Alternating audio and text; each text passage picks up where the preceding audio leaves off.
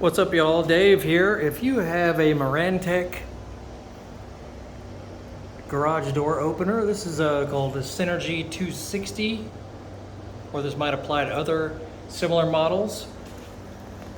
If if you tripped a circuit breaker that's attached to this piece, and you notice, once you reset the breaker, the light is just flashing every couple of seconds, and it's not reacting to anything you do as far as pressing buttons or anything, all you need to do is unplug it from the ceiling or wherever it's plugged in. Just unplug it for about 5 to 10 seconds and then plug it back in. It should react normally after that. And that's it.